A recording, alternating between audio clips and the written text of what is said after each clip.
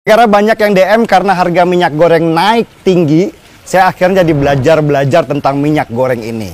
Kenapa naik? Apakah ada mafia di dalamnya? Dan dari apa yang saya dapat, saya coba menjelaskan dengan bahasa yang sangat sederhana. Minyak masakan, atau kita kenal di Indonesia dengan nama minyak goreng, sudah menjadi bahan pokok yang harus ada di dapur masing-masing. Kita biasanya mengenal minyak goreng terbuat dari sawit. Tapi sebenarnya di dunia ini ada beberapa jenis minyak goreng yang terbuat dari buah zaitun atau olive oil, juga dari kelapa, dan ada juga yang dari bunga matahari. Tapi minyak goreng yang sangat kita kenal terbuat dari buah sawit. Dan kebetulan negara kita adalah produsen minyak sawit terbesar di dunia di atas Malaysia, Thailand, Kolombia, dan Nigeria. Bahkan kalau digabungkan, minyak sawit produksi Indonesia dan Malaysia menguasai 80% pasokan minyak sawit di dunia. Negeri kita dengan lahan jutaan hektar memang cocok untuk ditanami hasil alam seperti sawit yang butuh lahan luas untuk produksinya. Di internasional, minyak sawit dikenal dengan nama CPO atau Crude Palm Oil. Harga belinya ditentukan oleh dunia internasional karena ternyata minyak dari sawit bukan hanya digunakan untuk minyak goreng saja, tetapi macam-macam kebutuhan di dunia seperti kosmetik, mentega, sampai BBM yang bernama biodiesel. Nah, biodiesel inilah yang kemarin membuat hubungan Eropa dan Indonesia juga Malaysia rusak. Eropa menuding pohon sawit membuat penebangan hutan gila-gilaan di Indonesia, sehingga mereka memprotes dengan menutup negara mereka dari impor hasil dari sawit. Indonesia kemudian membalas dengan tidak mengirimkan nikel yang menjadi bahan utama untuk industri baja di Eropa, sehingga akhirnya Eropa menggugat Indonesia ke pengadilan internasional. Oke, dari penjelasan itu kita akhirnya tahu kalau minyak dari sawit nggak hanya dipakai untuk minyak goreng saja. Sehingga meskipun negara kita adalah produsen sawit terbesar di dunia, sangat mungkin kita di dalam negeri krisis minyak goreng. Kenapa?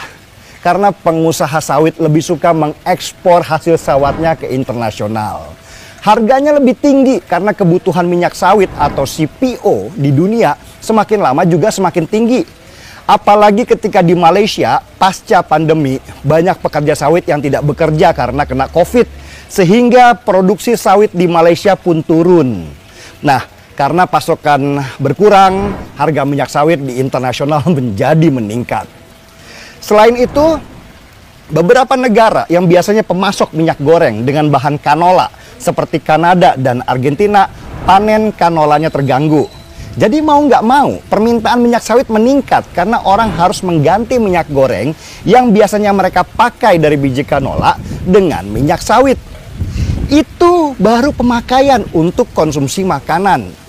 Krisis energi besar di beberapa negara seperti di Cina, India, dan Eropa membuat mereka yang biasanya memakai bioenergi harus mengalihkannya ke biodiesel. Biodiesel bahan utama terbesarnya dari sawit. Permintaan minyak sawit kemudian menjadi tinggi.